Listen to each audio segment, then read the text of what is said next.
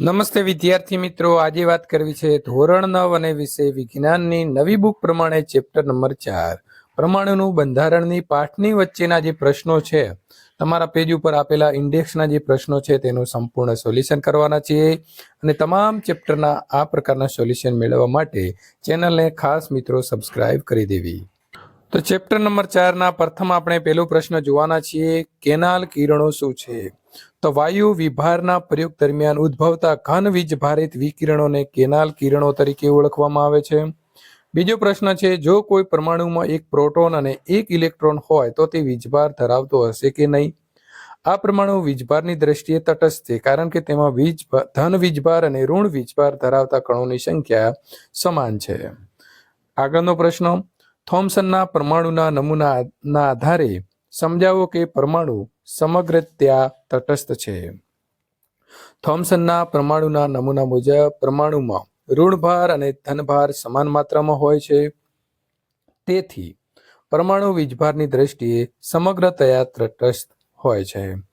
રુથરફોર્ડના પરમાણુના નમૂનાના આધારે પરમાણુના કેન્દ્રમાં કયો અપરમાણવીય કણ હાજર હોય છે? તો રુથરફોર્ડના પરમાણુ નમૂનાના આધારે પરમાણુના કેન્દ્રમાં પ્રોટોન અપરમાણવીય કણ તરીકે હાજર હોય છે।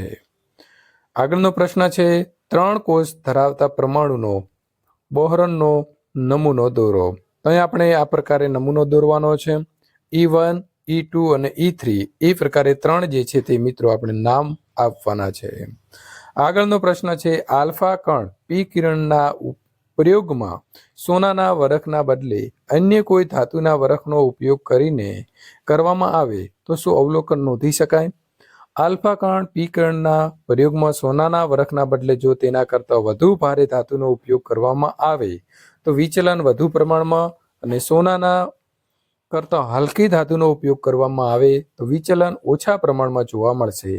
ભારે ધાતુની અંદર અપારકર્ષણની માત્રા વધુ, જ્યારે હલકી ધાતુની અંદર અપારકર્ષણની માત્રા ઓછી હોય છે। પરમાણુના 3 અપરમાણવીય કણોના નામ આપો, તો આવશે પ્રોટોન, ન્યુટ્રોન અને ઇલેક્ટ્રોન। હિલિયમ પરમાણુનું પરમાણવીય દળ 4 યુનિટ છે અને તેના કેન્દ્રમાં 2 પ્રોટોન છે, તો તેમાં કેટલા ન્યુટ્રોન હશે? તો ન્યુટ્રોનની સંખ્યા શોધવા માટે n બરાબર a ઓછા p, તો અહીં મિત્રો આપણે લઈશું જે પરમાણુય દળ છે 4, એમાંથી આપણે 2 પ્રોટોન ઓછા કરીએ તો ન્યુટ્રોન કેટલા હશે? 2 હશે।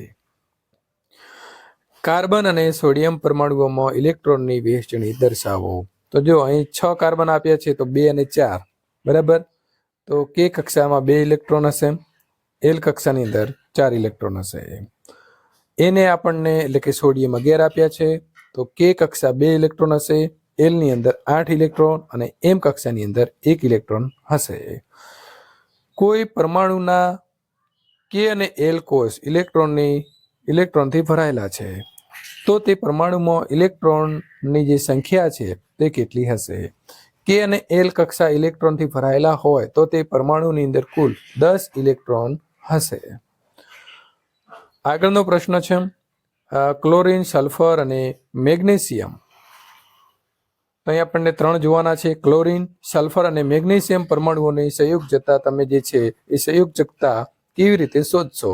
તો ક્લોરીન Z બરાબર એટલે કે મિત્રો 17 છે, તો કે કક્ષાની અંદર 2, એલ કક્ષાની અંદર 8 અને એમ કક્ષાની અંદર 7 આવશે, તો સંયોજકતા શું થશે? તો 8 ઓછા 7 એટલે 1 થશે।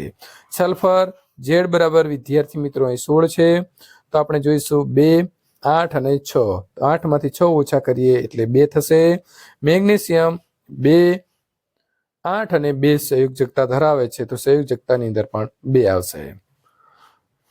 આગળના પ્રશ્નની વાત કરીશું, જો પરમાણુમાં રહેલા ઇલેક્ટ્રોનની સંખ્યા 8 અને પ્રોટોનની સંખ્યા પણ 8 હોય તો હવે આપણે 2 પ્રશ્નોના જવાબ મેળવવાના છે કે પરમાણુનો પરમાણવીય ક્રમાંક કેટલો થાય? તો Z બરાબર 8 થાય, અને પરમાણુનો વીજભાર કેટલો થાય? તો વીજભાર 0 થશે।